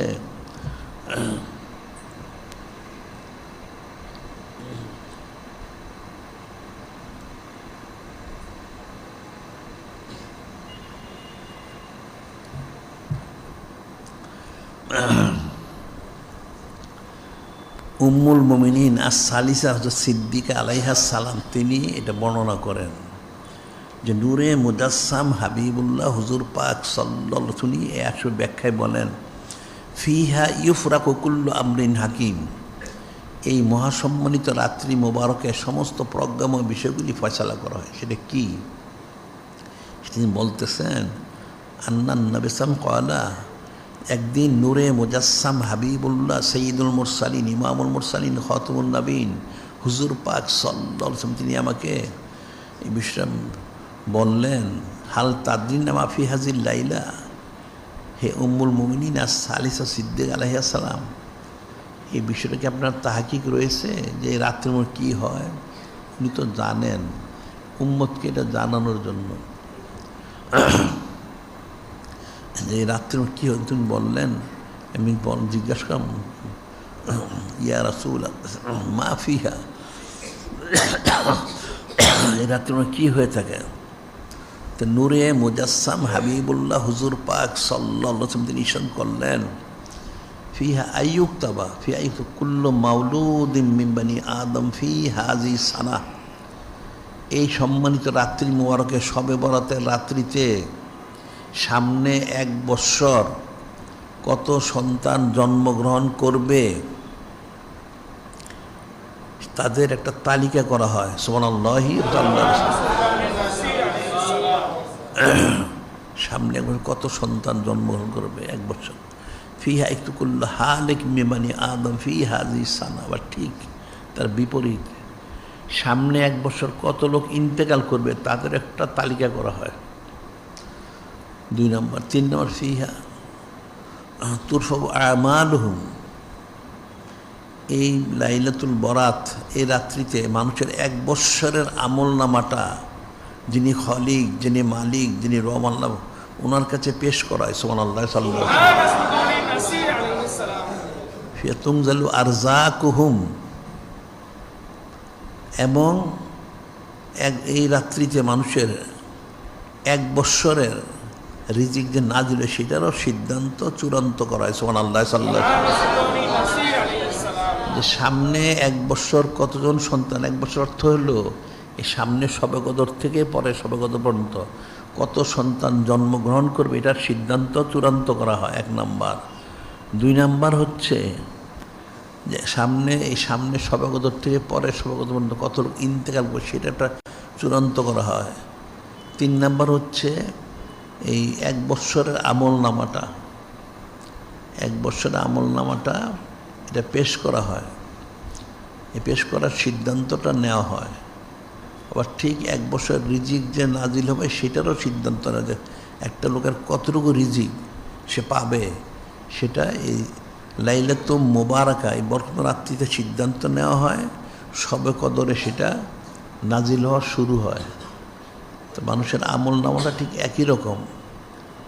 এটা হচ্ছে ফিহা ইউফরাকু কুল্লু আমরিন হাকিম, এই সমস্ত মূল যতগুলি বিষয় আছে সেগুলি মানুষের হায়াত, মৌত, রিজিক, দৌলত ইত্যাদি যা কিছু আছে একটা মানুষের প্রয়োজন ওই রাত্রিতে চূড়ান্ত সিদ্ধান্ত নেওয়া হয়, সেটা জারিটা করা হয় শবে কদর থেকে। এরপর হচ্ছে আমরাম মিন ইনদিনা, আমরাম মিন ইনদিনা, আল্লাহ বলতেছেন এটা তো আমার আদেশক্রমেই হয়। এটা আমরাম মিন ইনদিনা, আমার আদেশক্রমে, সেটি আল্লাহ কোরআন শরীফে বলেন। সেটা হলো কুল্লা ইউসিবানা ইল্লা মা কাতাবাল্লাহু লানা হুয়া মাওলানা। আল্লাহ পাক বলতেছেন আপনি বলে দেন কুল্লা ইউসিবানা ইল্লা মা কাতাবাল্লাহু লানা হুয়া মাওলানা ওয়া আলাল্লাহি ফালিয়াতাওয়াক্কালিল মুমিনুন। প্রত্যেক মুমিনের জন্য দায়িত্ব হচ্ছে কি, আল্লাহ বলতেছেন আপনি বলে দেন যিনি খলিক, যিনি মালিক, যিনি রব মহাল্লাহ তিনি যা ফয়সালা করেন, আর নূরে মুজাসসাম হাবিবুল্লাহ হুজুর পাক সাল্লাল্লাহু আলাইহি ওয়াসাল্লাম যা বন্টন করেন তার বাইরে কিছুই পৌঁছবে না। তোমাদের উচিত ওনার উপরে তাওয়াক্কুল করা। সুবহানাল্লাহি যেটা হাদিসে ব্যাখ্যায় বলা হচ্ছে হযরত মুআবিয়া রাদিয়াল্লাহু তাআলা আনহু ক্বালা রাসূলুল্লাহ সাল্লাল্লাহু আলাইহি ওয়াসাল্লাম মায়ুরিদিল্লাহু বিখাইরিন ফাক্কিহু ফিদ্দীন ওয়া ইন্নামা নাকাসিম আল্লাহু ইউতি। আয়াতের ব্যাখ্যায় বলা হচ্ছে হযরত মুআবিয়া রাদিয়াল্লাহু তিনি বর্ণনা করেন নূরে মুজাসসাম হাবিবুল্লাহ হুজুর পাক সাল্লাল্লাহু আলাইহি ওয়াসাল্লাম তিনি ইরশাদ করেন যিনি খলিক, যিনি মালিক রহমান, তিনি যার বালাই চান, যে সকলেরই বালাই চান, তাকে দিনের সহি সমজ দান করেন, যে চায় সে লাভ করে, এর পিছনে করেন। তিনি সমস্ত কিছু ওনার হাবিব মাহবুব নূরে মুজাসসাম হাবিবুল্লাহ হুজুর পাক সাল্লাল্লাহু আলাইহি ওনাকে হাদিয়ে মোবারক করেছেন। সুবহানাল্লাহ সাল্লাল্লাহু আলাইহি। আর তিনি সমস্ত নেয়ামত মনগুলি বন্টনকারী। সুবহানাল্লাহি এর বাইরে কিছু পৌঁছবে না। এখন লাইলাতুল মুবারাকা আল্লাহ পাক বন্টন করেন, সমস্ত কিছু দেন বান্দাদেরকে আল্লাহ পাক আদেশ ক্রমে। এবং ইন্না কুন্না মুরসিলিন, আমি এগুলি পাঠিয়ে থাকি। কীভাবে পাঠান? অনেকভাবে। তো একটা বর্ণনা হাদিস আছে যে কানাত লাইলাতুন শাবান নাজালা হযরত জিবরিল আসসালাম ফি কাবকাবাতিন মিনাল মালাইকা ইউসাল্লুনা আলা কুল্লি আবদিন কায়মিন আও কায়দিন ইয়াসকুরুল্লাহ আযজা ওয়া জাল্লা। এই যে কানাত লাইলাতুন নিসফি শাবান, অর্থাৎ যখন এই শবে বরাতের রাত্রি আসে, হযরত জিবরিল তিনি নাজিল হন, একদল হযরত ফেরেশতা আলাইহিস সালাম নিয়ে নাজিল হন। নাজিল হয়ে তিনি এই রহমতটা সমস্ত জায়গায় বন্টন করে দেন, বর্ষণ করেন। নাজালা হযরত জিবরিল ফি কাবকাবাতিন মিনাল মালাইকা ইউসাল্লুনা আলা কুল্লি আবদিন কায়মিন ওয়া কায়দিন ইয়াসকুরুল্লাহ আযজা ওয়া জাল্লা। এটা বান্দারা এই রাত্রিতে নামাজ কালাম জিকির ফিকিরে মশগুল থাকে, সজাগ থেকে বন্দি করে, তাদের উপর এটা বর্ষণ করায়। সুবহানাল্লাহ। এই জন্য কিতাবে লেখে এই রাত্রিতে সমস্ত প্রাণীগুলি, পশু পাখি, এমনকি পানির তলের মাছগুলি, সমস্ত হিংস্র প্রাণীগুলি ওই রাত্রিতে আকাশের দিকে হা করে থাকে, আকাশে হা করে তাকিয়ে থাকে। কেন? এই যে রহমত বর্ষিত হচ্ছেন, এটার একটা ফটো যদি লাভ করা যায়, এই রহমতের ফোঁটা যদি বর্ষিত হয়, যেমন বলা হয়, যেমন সাপ ব্যাং পড়লে, তাদের মধ্যে পড়লে মানিক পয়দা হয়। ঝিনুকের মধ্যে বলে ঝিনুক হা করে থাকে, ঝিনুক বলে মুক্ত পয়দা হয়। হরিণের মধ্যে বললে মৃগ নাভি পয়দা হয়। মাছের মধ্যে বললে আম্বর পয়দা হয়। গরুর মধ্যে বলে গোচনা পয়দা হয়। এটা একটা আম্বরের মতো। আর মানুষের উপর যদি পড়ে, সে ওলি আল্লাহ হয়ে যায়। সুবহানাল্লাহ। এখন যার উপরে পড়বে, সে ওই প্রাণী, ওই সম্প্রদায়, সে শ্রেষ্ঠত্ব সে হাসিল করবে। সুবহানাল্লাহ। এখন ওই রাত্রিতে সবাই অপেক্ষমান থাকে। তো মানুষ যে সারা তো সজাগ থেকে বন্দিগি করে, অবশ্যই ইচ্ছায় অনিচ্ছা সে কিছু হাসিল করবে খালেজভাবে। তো এর মধ্যে কতগুলি লক্ষণ বলা হয়। সে রাত্রিতে একটা লোক এই লাইলাতুল মুবারাক অর্থাৎ শবে বরাতের নেওয়ারটা সে হাসিল করতে পারলো কি না, এটার লক্ষণ আছে। 4টা লক্ষণ বলা হয় কিতাবে। একটা হলো যে সত্যি তার প্রতি যে রহমত বর্ষণ করা হয়, যদি সত্যি হয়, তাহলে 1 নম্বর এটা হইতে পারে, সে হঠাৎ করে সে একা একাই হেসে উঠবে, একা একা হাসবে, অথবা একা একা সে জোরে হাসবে, অথবা জোরে সে কাঁদবে, কেঁদে উঠবে, অথবা আপসেপ তার চোখ দিয়ে দরদর করে পানি প্রবাহিত হবে, অথবা চতুর্থ তার অন্তরটা কেউ দেখবেন, অন্তরে অনেক প্রশান্ত হবে, ইতমিনান হয়ে যাবে। এই 4টার একটা লক্ষণ যদি জাহির হয়, তাহলে বোঝা যাবে যে সে এই শবে বরাত ওনার যে খুশুসিয়ত নেয়ামতটা একটা হিস্সা সে লাভ করলো। সুবহানাল্লাহ। এই জন্য এই রাত্রি মোবারকে খালিজভাবে সারাত্র সজাগ থেকে অববন্দি করতে হয়। তাহলে অবশ্যই সে লাভ করবে, যেন সে অর্গমা হিসেবে সময় না কাটিয়ে দেয় গাফলতির সাথে। অনেকে অর্গমা করে ঠিকই, কিন্তু দেখা যাচ্ছে সে সজাগ থাকে, কিন্তু সজাগ থেকে সে গাফলতির সাথে সময় কাটায়। নাউজুবিল্লাহ। নানান এলোমেলো কথা বলে, এদিক সেদিক ঘোরাঘুরি করে, সে সময় নষ্ট। কিন্তু নিয়ম হচ্ছে ওই সময় সারা রাত্র সজাগ থেকে নামাজ, কালাম, জিকির, ফিকির, দিনই তালিম তালকিনের মধ্যে মশগুল থাকে। তাহলে ইচ্ছা এবং অনিচ্ছায় সে একটা অংশ লাভ করবে। সুবহানাল্লাহ সাল্লাল্লাহু আলাইহি ওয়াসাল্লাম। সেটাই বলা হচ্ছে যিনি খলিক, যিনি মালিক, তিনি আমরা ইন্না কুন্না মুরসিলিন, তিনি পাঠান। রহমত আমি রব্বিকা, আল্লাহ বলতেছেন রহমত আমি রব্বিকা, আপনার যিনি রব ওনার রহমত মোবারক। এখন তাহলে রহমত মোবারকটা আবার কি? এখানে হাদিস শরীফে আছে আনহযরত আবি হুরায়রা রাদিয়াল্লাহু তাআলা আনহু ক্বালা ক্বালা রাসূলুল্লাহ সাল্লাল্লাহু আলাইহি ওয়াসাল্লাম ইন্নাল্লাহ খালাকার রহমতি ইমা খালাকা মিয়াতা রহমাতিন ফামসা ইনদাহু তিসআতা ওয়া তিসিনা রহমাতান। আল্লাহ পাক বলতেছে, হাদিসে বলা হচ্ছে, হযরত আবু হুরায়রা বলতেছেন ইন্নাল্লাহ খালাকার রহমতি ইমা খালাকা মিয়াতা রহমাতিন ফামসা কিন্তু তিসিনা রহমাত ওয়ারসালা ফি খালকি কুল্লি রহমত ওয়াহিদা। এটা বাসা দিয়ে বোঝানোর জন্য যিনি খলিক, যিনি মালিক, মহল্লা, তিনি রহমত সৃষ্টি করলেন, পুরোটার মালিক তো তিনি নিজেই। তবে বান্দাদেরকে বোঝানোর জন্য বললেন রহমত সৃষ্টি করে সেই 100 ভাগের 99 ভাগ, 100 ভাগের 99 ভাগ যিনি খলিক, যিনি মালিক, এই রহমত ওনার কাছে রেখে উনি রহমানুর রহিম। আবার ওই 1 ভাগকে আবার 100 ভাগ করলেন, যে 1 ভাগ রেখে দিলেন সে 1 ভাগকে আবার 100 ভাগ করলেন, 100 ভাগ করে তার মধ্যে থেকে আবার 99 ভাগ দিলেন নূরে মুজাসসাম হাবিবুল্লাহ হুজুর পাক সাল্লাল্লাহু আলাইহি ওয়াসাল্লাম ওনাকে। ওমা আরসালনাকা ইল্লা রাহমাতাল লিল আলামিন, তিনি সমস্ত রহমত মোবারক স্বরূপ। সুবহানাল্লাহ সাল্লাল্লাহু আলাইহি ওয়াসাল্লাম। তাহলে এরপর রইল কতটুকু? 10,000 ভাগের 1 ভাগ, বাকি থাকলো 10,000 ভাগের 1 ভাগ। এই 10,000 ভাগের 1 ভাগ রহমত মোবারককে যিনি খলিক, যিনি মালিক আল্লাহ, তিনি সমস্ত কায়নাত, জিন, ইনসান, ফেরেশতা, পশু পাখি, কীট পতঙ্গ, তরু লতা, গাছপালা,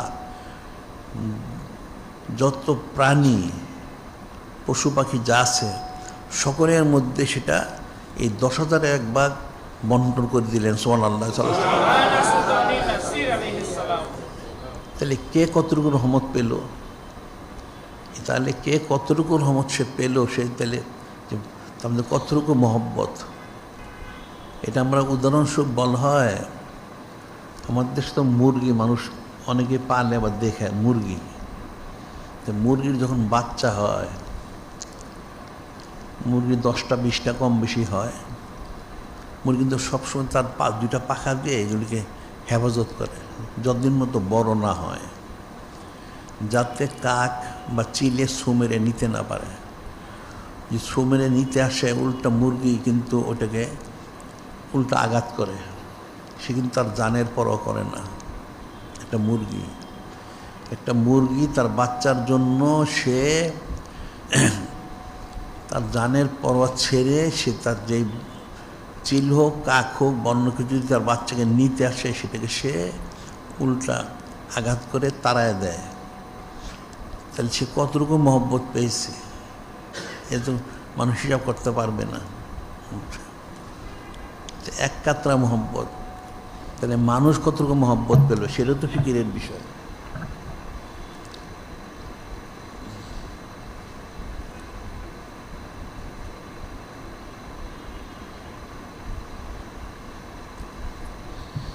এখানে হাদিস শরীফের একটা ঘটনা বলা হয়, এটা হযরত উম্মুল মুমিনিন সালিসা সিদ্দিকা উনি বর্ণনা করেছেন। সেটা হলো তিনি বর্ণনা করতেছেন, একদিন ইয়া রাসূল আল্লাহ, হাবিব আল্লাহ সাল্লাল্লাহু আলাইহি সাল্লাম, আজকে একটা ঘটনা ঘটেছে। কি ঘটনা ঘটেছে? যে একটা মহিলা এসেছিল আমার কাছে, কিছু খাবারের জন্য। তার সাথে দুইটা মেয়ে ছিল ছোট ছোট, তিনজনই ক্ষুধার্ত। তাই আমি তাদের তিনজনকে 3টা খেজুর দিলাম, এই বড় বড় খেজুর। আরব দেশে অনেক বড় খেজুর পাওয়া যায়। একটা খেজুর খেলে একজনের পেট ভরে যায়। তার সাথে মেয়ে 2টা ছোট বাচ্চা, একটা খেজুর খাওয়াই কষ্ট, তারপর দেওয়া হয়েছে। তারা ক্ষুধার্ত।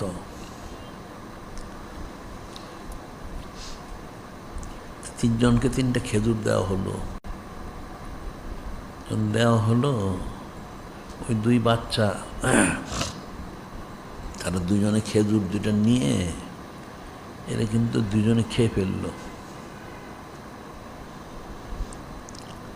ওই বাচ্চা মেয়ে 2টা, ওই মাকে তো 3টে খেজুর দেওয়া হয়েছে, মা 2 বাচ্চাকে 2টা ভাগ করে দিচ্ছে দুজনকে। তো 2 বাচ্চা 2টা নিয়ে খেয়ে ফেলছে। এখন বাচ্চা 2টা ক্ষুধার্ত, মাও ক্ষুধার্ত। এখন মা কিন্তু খেলো না। মা না খেয়ে খেজুরটা হাতে রেখে দিল। ওই বাচ্চা 2টা 2 দিক থেকে দেখলো তারা তো খেয়ে ফেলেছে। এখন তাদের মার হাতে একটা খেজুর আছে, সেটা তারা দুইজনে 2 দিক থেকে হাতটা বাড়ালো খেজুরটা নেওয়ার জন্য।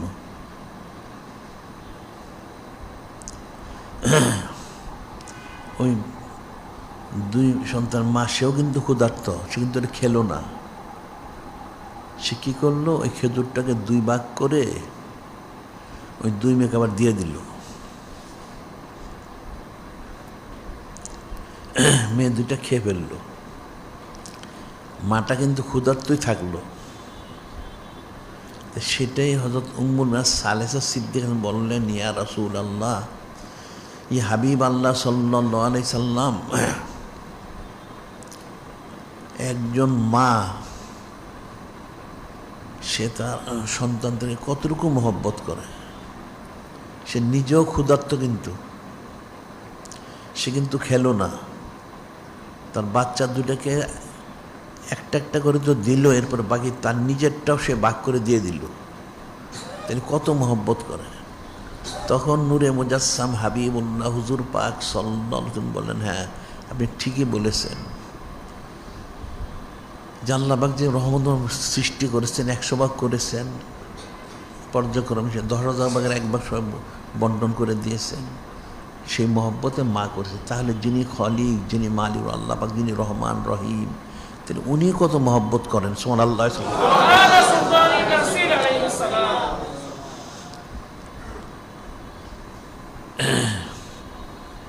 এখানে ফিকির। তাহলে নূরে মুজাসসাম হাবিবুল্লাহ হুজুর পাক সাল্লাল্লাহু আলাইহি ওয়াসাল্লাম তিনি কত মহব্বত করেন। সুবহানাল্লাহ। তো কোন আল্লাহ বলেছেন, লাকাদ জাআকুম রাসূলুম মিন আনফুসিকুম আজিজুন আলাইহি মা আনিতুম হারিস আলাইকুম বিল মুমিনিনা রাউফুর রহিম। যে এমন মহা সম্মানিত মুহাম্মদ রাসূল সাল্লাল্লাহু আলাইহি ওয়াসাল্লাম তার সামনে এনেছেন, লাকাদ জাআকুম রাসূলুম মিন আনফুসিকুম আজিজুন আলাইহি মা আনিতুম, তোমাদের যেটা কষ্ট সেটা ওনার অসহনীয়। তিনি সবসময় চান তোমার জন্য ভালো হয়। তিনি অত্যন্ত দয়ালু, তিনি করুণাময়। সুবহানাল্লাহ। এখন এই 10,000 ভাগের 1 ভাগ, এই এক কাতরা মহব্বত মানুষ লাভ করার কারণে সন্তানকে মা বাবা মহব্বত করে, বা সন্তানও মা বাবারে মহব্বত করে, বা ইত্যাদি যাই হোক। তাহলে নূরে মুজাসসাম হাবিবুল্লাহ হুজুর পাক সাল্লাল্লাহু আলাইহি ওয়াসাল্লাম তিনি কত মহব্বত করেন। যিনি খলিক, যিনি মালিক আল্লাহ, তিনি কত মহব্বত করেন। তাহলে বান্দা বান্দি জিনিসটা তারা কী আমল করে, তো ফিকিরের বিষয়। একটা সন্তান, বাবা মা তো সন্তানকে মহব্বত করে, এটার কোনো বাসা নাই, এটা বাবা মাকে শিখাইতে হয় না। কিন্তু সন্তান যদি দিনদার পরে তারাও কিন্তু মা বাবাকে অনেক মহব্বত করে, তার জান প্রাণ দিয়ে সে মহব্বত করে, সে অনেক মহব্বত। ঠিক আছে, তাহলে এই বান্দা, এই সন্তান বা বাবা মা তাদের কতটুকু দায়িত্ব কর্তব্য যে নূরে মুজাসসাম হাবিবুল্লাহ হুজুর পাক সাল্লাল্লাহু আলাইহি ওয়াসাল্লাম ওনাকে মহব্বত করা, যে কতটুকু মহব্বত করতে হবে এটা ফিকির করতে হবে। একইভাবে যিনি খালিক, যিনি মালিক রহমান তাআলা ওনাকে কত মহব্বত করতে হবে সেটি তো বলা হয়েছে যে লা ইউমিনু আহাদুকুম হাত্তা আকুনা আহাব্বা ইলাইহি মিন ওয়ালিদিহি ওয়া ওয়ালাদিহি ওয়ান নাস আজমাইন। কেউ ইমানদার হতে পারবে না যে নূরে মুজাসসাম হাবিবুল্লাহ হুজুর পাক সাল্লাল্লাহু ওনাকে সবচেয়ে বেশি মহব্বত না করা পর্যন্ত। তাহলে কত মহব্বত করতে হবে? রহমত আমি রব্বিকা, কারণ আল্লাহ পাক তো রহমান রহিম গাফফার সাত্তার, ঠিক একইভাবে নূরে মুজাসসাম রহমতুল্লিল আলামিন রউফুর রহিম। তো অনেক ফিকিরের বিষয়, তো মানুষ তো ফিকির করে না। মানুষের প্রতি দেখে, একটা বাবা তার সন্তানকে মহব্বত করে, বা একটা মানুষকে মহব্বত করে, অথবা সন্তানরা বাবা মাকে মহব্বত করে, ঠিক আছে, অনেক মহব্বত করে, সারা জীবন যা কামাই করে বাবা মা সন্তানের জন্য সব রেখে যায়। আবার সন্তান যতটুক পারে কামাই করে সে বাবা মার খেদমত করার চেষ্টা করে, ঠিক আছে। কিন্তু যিনি মালিক নূরে মুজাসসাম হাবিবুল্লাহ হুজুর পাক সাল্লাল্লাহু আলাইহি ওয়াসাল্লাম, তাহলে ওনার জন্য কি করলো এটা একটু ফিকির করবা। একটা বাবা মা সন্তানের জন্য অনেক সারা জীবন কামাই করে রেখে যায় সম্পদগুলি, যে বাবা তোমার জন্য রেখে গেলাম। আবার সন্তানরা যদি উপযুক্ত হয়, কামাই রোজগার করলে তখন বাবা মারে চেষ্টা করে সে খাওয়া পড়া দিয়ে খুশি সন্তুষ্ট করার জন্য। কিন্তু এই বাবা মার এই সন্তান কি নূরে মুজাসসাম হাবিবুল্লাহ হুজুর পাক সাল্লাল্লাহু ওনাকে খুশি করার কোশিশ করেছে? করে নাই। তাহলে ফয়সালা কি হবে? সেটি তো বলা হচ্ছে সমস্ত বিষয়ে নূরে মুজাসসাম হাবিবুল্লাহ হুজুর পাক সাল্লাল্লাহু ওনাকে প্রাধান্য দিতে হবে, তখন সে ইমানদার। এটা কুদ্দুতি ফয়সালা। যেমন আরেকটা ওকে বলা হয়, সেটা হলো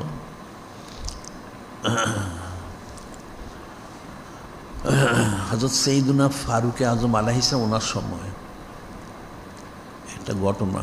সেটা হলো একজন বেদুইন, বেদুইন বলে আরবি যারা, একটা লোক আসলেন, উনি সৈয়দুনা ফারুক আজম ওনার কাছে, তার কাঁধে একটা বাচ্চা শিশু কাঁধের মধ্যে করে নিয়ে আসছে। এসে বলল, হে হযরত সৈয়দুনা ফারুক আজম, উনি তখন খলিফাতুল মুসলিমিন আমিরুল মুমিনিন,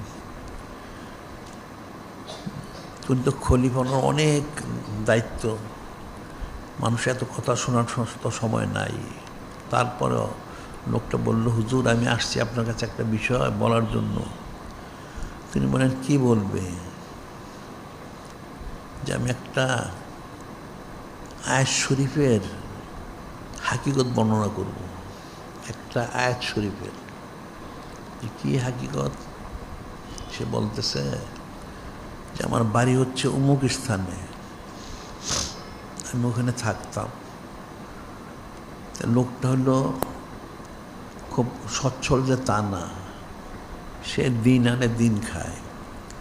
তার গড় বাড়ি ছিল অর্থ হইল সেখানে তার একটা সোনের ঘর ছিল, একটা মহল্লা, সেখানে সে একটা সোনের ঘরে সে থাকে। সে বিবাহ শাদী করছে, তার আহালিয়াও ছিল, তো কিন্তু এখানে সে কাজকাম খুব একটা পেত না, যার জন্য আর্থিক কিছু সমস্যা ছিল।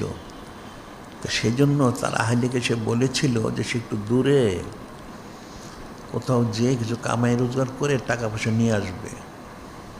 তো তখন তার আহালিয়া বলেছিল, আপনি যে দূরে যাবেন কামাই রোজগার করতে, তাহলে তো তাড়াতাড়ি আসতে হবে, কারণ ওই লোকের আহালিয়া হলো সন্তান সম্ভব।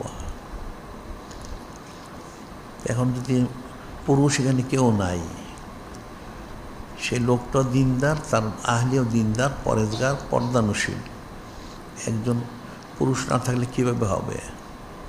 তো সে বলল ঠিক আছে, সে যত সময় তাড়াতাড়ি আসবে। এরপর সে বলল ঠিক আছে, আমি যে ফাল্লাহু খৈরুন হাফিজাও ওয়া হুয়া আরহামুর রাহিমিন, আল্লাহ পাক উত্তম হেফাজতকারী, তিনি দয়ালু করুণাময়।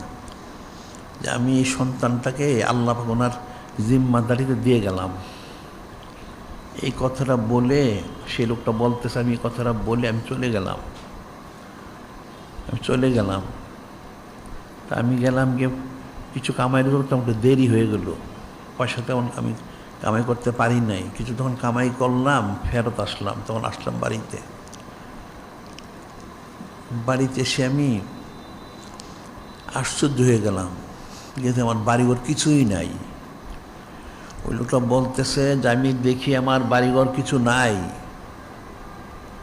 আমার পরিবারও নাই। আমি লোকজনকে জিজ্ঞাসা করলাম কী ব্যাপার, কী হয়েছে এখানে?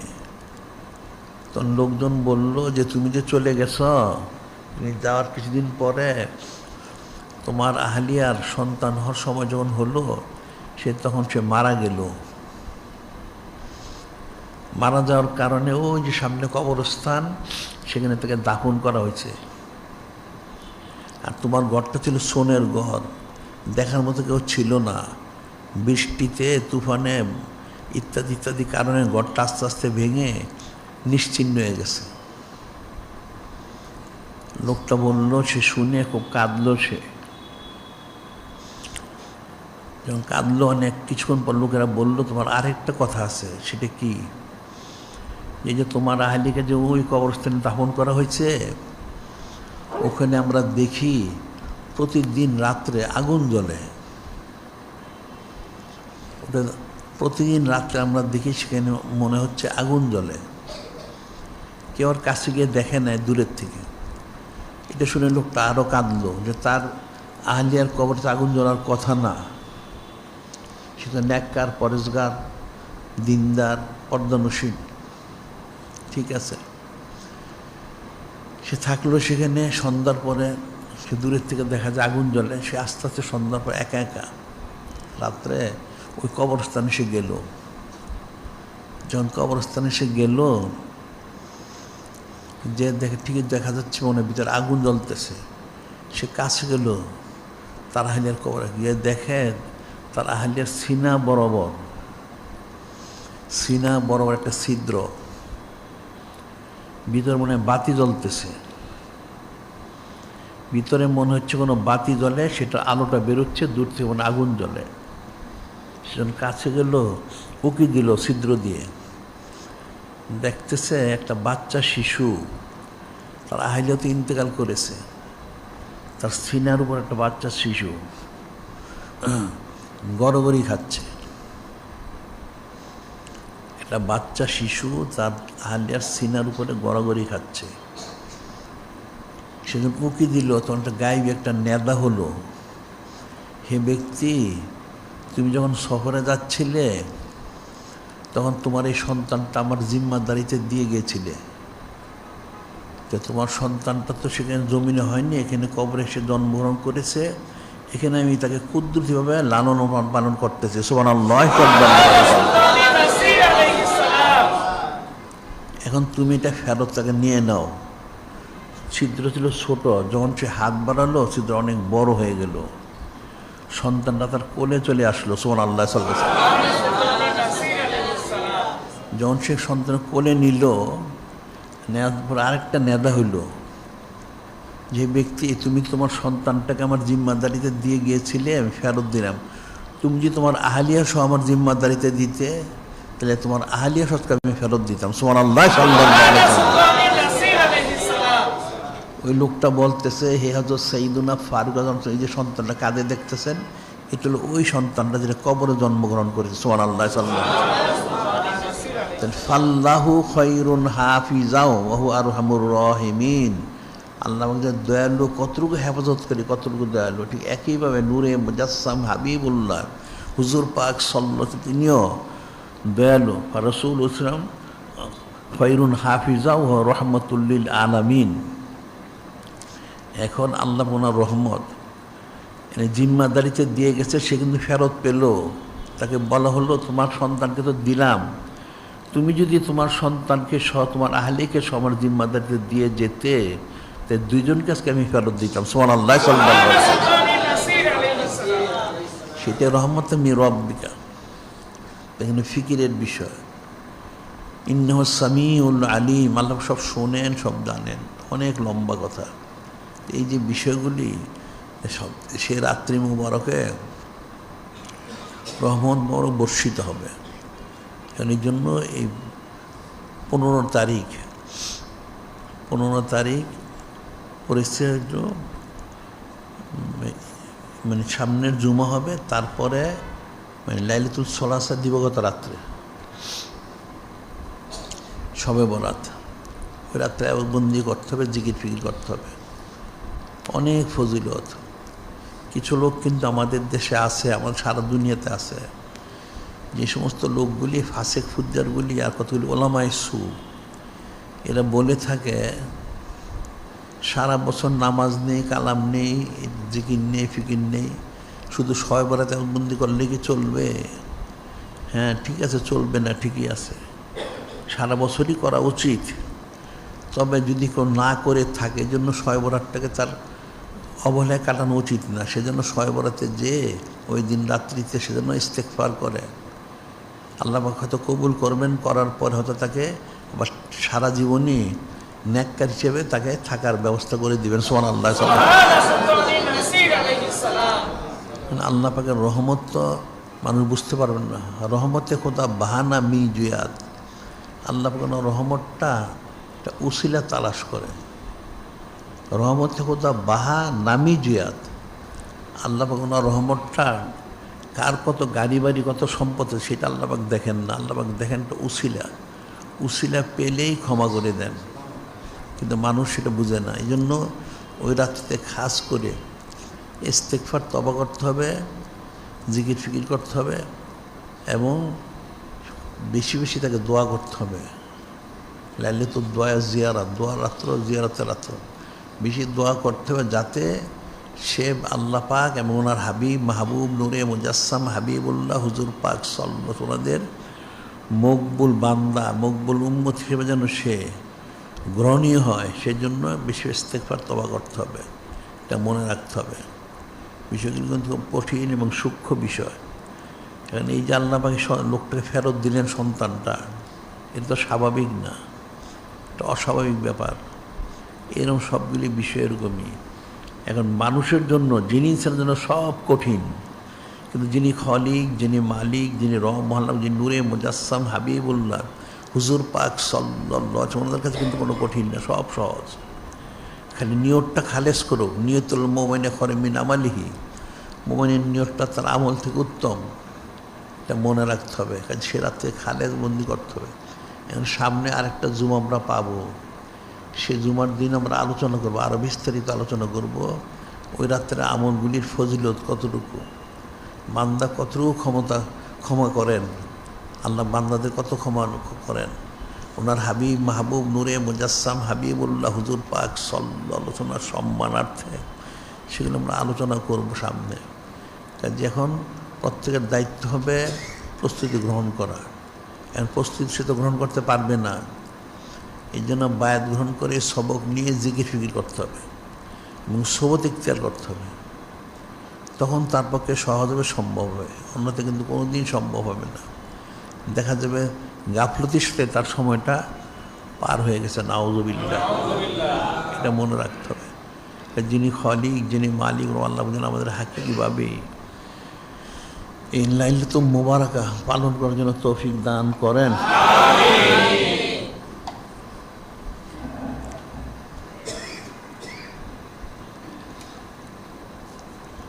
এখানে কতগুলি বিষয় আমরা প্রতি সপ্তাহে বলে থাকি। প্রথম হচ্ছে মহিলাদের তালিমের বিষয়টা। পুরুষের যেমন তালিমটা ফরজ, মহিলাদের তালিমটাও ফরজ, এটা মনে রাখতে হবে। এটা তো অবশ্যই সাথে সাথে প্রত্যেকের পারিবারিক তালিমের ব্যবস্থা করতে হবে, যেটা আমরা প্রতি সপ্তাহে বলে থাকি, রাত্রেও বলি। আর আমাদের এখানে বাদ মাগরিব থেকে অনন্তকালের জন্য প্রতিদিন এখানে মাহফিল অনুষ্ঠিত হয়। আচ্ছা।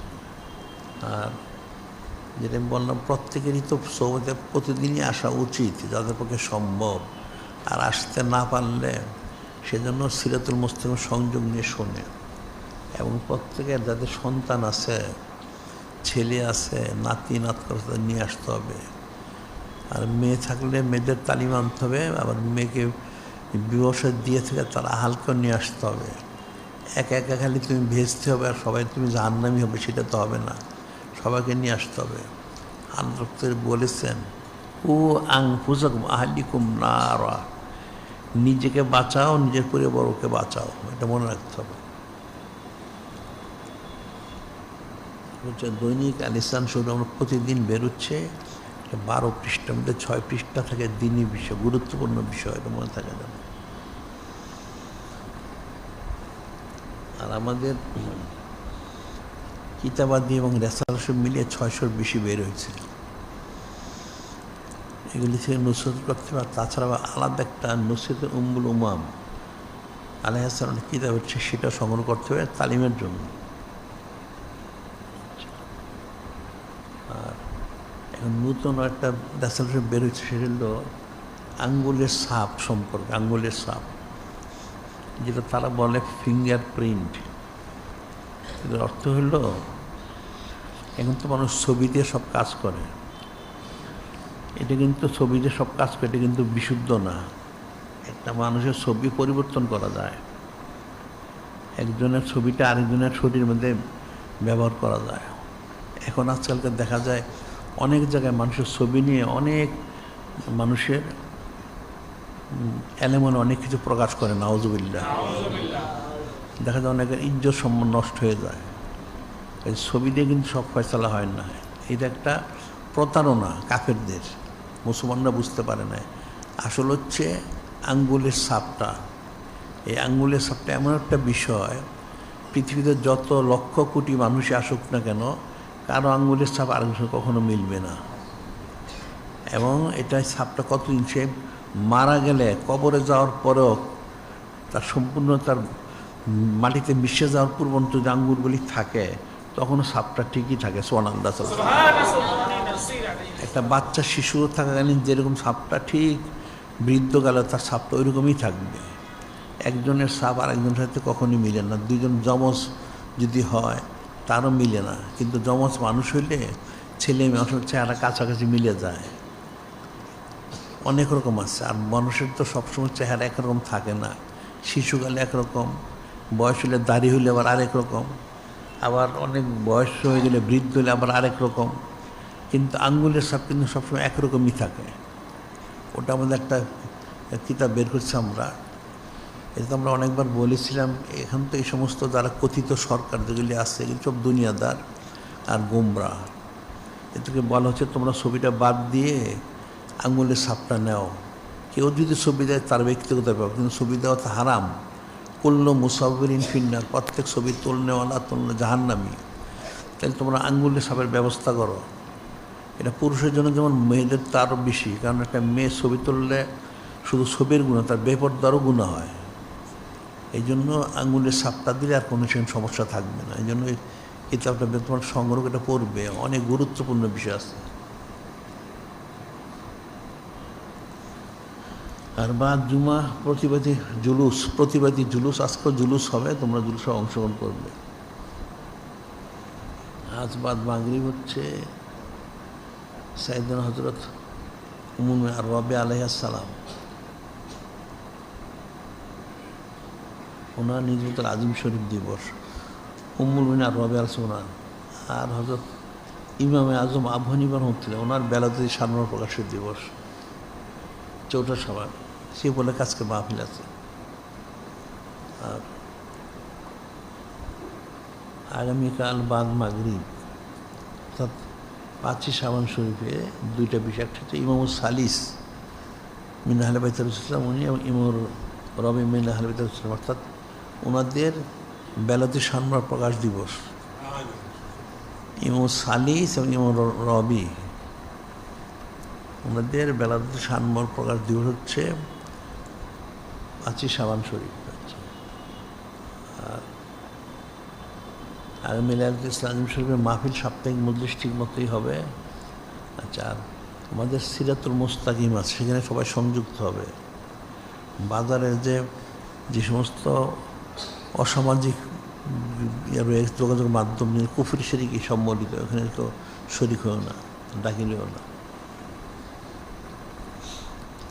আর আমাদের কোটি কোটি মসজিদ, মাদ্রাসা বা ইত্যাদির জন্য বাইতুল মাল করা হয়েছে, এখানে সবাই শরিক থাকবে। আবার ইমান রক্ষার তহবিল করে, সেখানেও শরিক থাকবে। তা তোমার সৎকার জারিয়া মারা গেলে থাকবে। আর সামনে তো রমজান শরীফ আসতেছে, এখন জাকাত, ফেতরা, ওসর এগুলি সংগ্রহ করবে। সংগ্রহ করে আমাদের এখানে মাদ্রাসার লিল্লা বোর্ডিং এখানে জমা দিবে। আর হচ্ছে, আর আমাদের এখানে আমরা আন্তর্জাতিক শূন্যগর প্রচার কেন্দ্র করেছি। এখানে আমরা একদিকে হচ্ছে অনন্তকালব্যাপী সৈয়দুল আয়াস শরীফ মাহফিল জারি করেছি, 1 নম্বর। আর 2 নম্বর হলো আন্তর্জাতিক পবিত্র সুন্নত মোবারক প্রচার কেন্দ্র করা হয়েছে। কিন্তু মানুষ কোনোটাই বুঝে না। বুঝে না অর্থ হইল,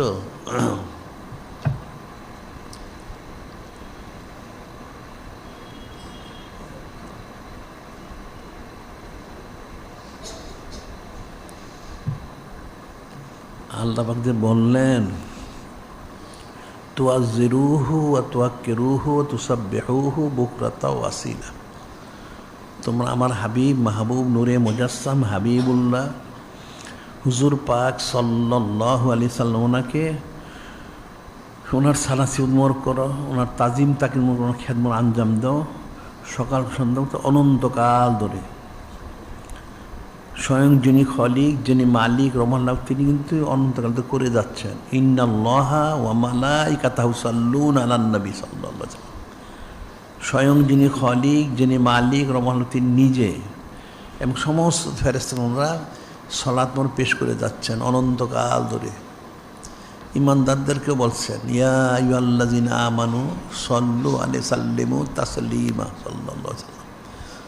তোমরাও সালাত এবং সালাম পেশ করো। সেই জন্য আমরা অনন্তকাল এখানে জারি করেছি। এটা প্রত্যেক মুসলমানের এটা তো ফরজে আইন। অনন্তকাল ধরে সারা সবসময় প্রতি মুহূর্তে নূরে মুজাসসাম হাবিবুল্লাহ হুজুর পাক সাল্লাল্লাহু আলাইহি স্মরণ করা। একদিক হচ্ছে যিনি খলিক, যিনি মালিক ওনাকে স্মরণ করা। তো ওনাকে স্মরণ করার জন্য জিকির ফিকির যদি করে মানুষ, বা এতে সুলতান আসকার জারি করলে মাথার তালুর থেকে পায়ের তলা পর্যন্ত জিকিরটা জারি হয়ে যায়। তো জারি হয়ে গেলে সবসময় স্মরণটা হয়ে গেলে আল্লাহ ওনার স্মরণ হল। তাহলে নূরে মুজাসসাম হাবিবুল্লাহ হুজুর পাক, ওনার স্মরণটা গেল কোথায়? আল্লাহ ওনার স্মরণ তো হইল, এখন শরীরের জিকিরটা জারি হয়ে গেল সুলতান আসকার। তাইলে নূরে মুজাসসাম হাবিবুল্লাহ হুজুর পাক সাল্লাল্লাহু, ওনার স্মরণটা কোথায় গেল?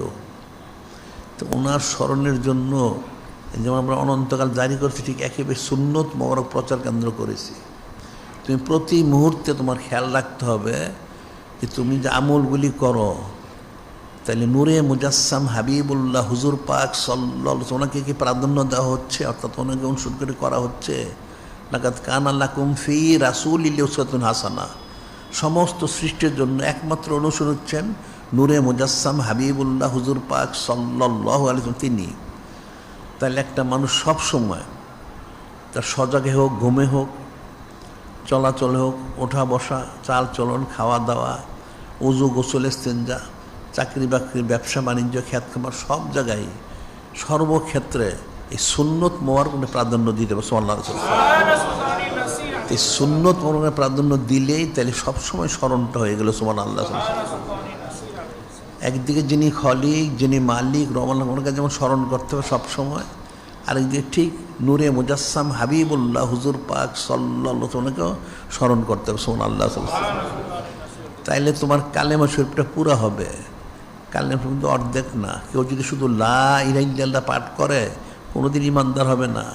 বাকিটুকু পাঠ করতে হবে, পুরোটা পাঠ করতে হবে। তো পুরোটা পাঠ করতে হলে তুমি শুধু আল্লাহ পাককে স্মরণ করলা, তাহলে তোমার ইমান তো পূর্ণ হলো না। তোমাকে নূরে মুজাসসাম হাবিবুল্লাহ হুজুর পাক সাল্লাল্লাহু আলাইহি ওয়াসাল্লাম, ওনাকেও স্মরণ করতে হবে। তো ওনাকে স্মরণ করবে কী করে? ওনাকে ইত্তেবা করার মাধ্যম দিয়ে। ওটি আল্লাহ বলছেন, ফাত্তাবিউনি ইউহিব্বুকুমুল্লাহ। তোমরা আমার হাবিব মাহবুব নূরে মুজাসসাম হাবিবুল্লাহ হুজুর পাক সাল্লাল্লাহু তোমাকে ইত্তেবা করো, তাহলে আমি তোমাদেরকে মহব্বত করবো, গুনাহগাতা মাফ করবো, আমি দয়ালু হবো। সুবহানাল্লাহ সাল্লাল্লাহু আলাইহি ওয়াসাল্লাম। যেটা মনে রাখতে হবে তোমাদের সবার জন্য, এটা কিন্তু ফরজে আইন মনে রাখবা। কালেমা শরীফে হাকিকতটা হলো একদিকে হচ্ছে আল্লাহ পাক ওনাকে দায়মি স্মরণ করা, ঠিক আরেকভাবে হচ্ছে নূরে মুজাসসাম হাবিবুল্লাহ হুজুর পাক সাল্লাল্লাহু আলাইহি ওয়াসাল্লামকে দায়মি স্মরণ করা। তো দুইজনের দায়মি স্মরণের মধ্যে একটা হলো জিকিরটা জারি করে দিলে হয়ে গেল, আরেকটা হলো সুন্নত মরটা জারি করতে হবে। এই জন্য আমরা এখানে আন্তর্জাতিক সুন্নত প্রচার কেন্দ্র করেছি। তাহলে তোমার দায়মি দুইটাই স্মরণ হয়ে গেল, তুমি হাকিকি বান্দা হাকিকি উম্মত হইতে পারলে। সুবহানাল্লাহ সাল্লাল্লাহু আলাইহি ওয়াসাল্লাম। এটা মনে রাখতে হবে। আর এগুলির জন্য আমাদের কিতাবাদি যে আমরা প্রকাশ করেছি, কিতাবগুলি সব পড়বে। ইলিম ছাড়া তো গেলে বুঝবে না, ইলিম ছাড়া এটা কোনো দিন বোঝা যাবে না। এই জন্য ইলিম অর্জন করতে হবে, এটা মনে থাকে যেন। আর যতগুলি আদেশ করা হয় নিষেধ সেগুলি শুনতে হবে, সেগুলি পালন করতে হবে। তখন তোমার পক্ষে আল্লাহ এবং আল্লাহ হওয়াটা সহজ এবং সম্ভব হবে। চক্ষু অনন্তকাল খোলা থাকবে না, একসময় বন্ধ হয়ে যাবে। কাজে বন্ধ হওয়ার আগেই নিজেকে ইসলাহ করে নিতে হবে। এই জন্য মনে রাখতে প্রত্যেকে তোমাদের যার যার জিকির ফিকির ওজিফার যা দেওয়া হচ্ছে ঠিকমতো করবে, আর আমলগুলি সব করবে সুন্নত মোবারক অনুযায়ী, এটা মনে থাকার জন্য। আর সামনে লাইলাতুল বরাত আসতেছে, এই জন্য প্রস্তুতি গ্রহণ করো ইস্তেগফার তওবা করার জন্য। এই রাত্রিতে সমস্ত কিছু কুদ্দুতি ফয়সালা হবে, যাতে প্রত্যেকের জন্য যেন যেটা উত্তম ফয়সালা সেটা যেন হয়, সেজন্য কোশিশ করতে হবে। যিনি খলিক, যিনি মালিক, আল্লাহ যেন আমাদের সেই তৌফিক দান করেন। এখন যারা কবলাল জুমা 4 রাকাত নামাজ আদায় করতে পারেননি, তারা সেটা আদায় করে নিন। ওয়া আখিরু দাওয়ানা আনিল হামদুলিল্লাহি রাব্বিল আলামিন।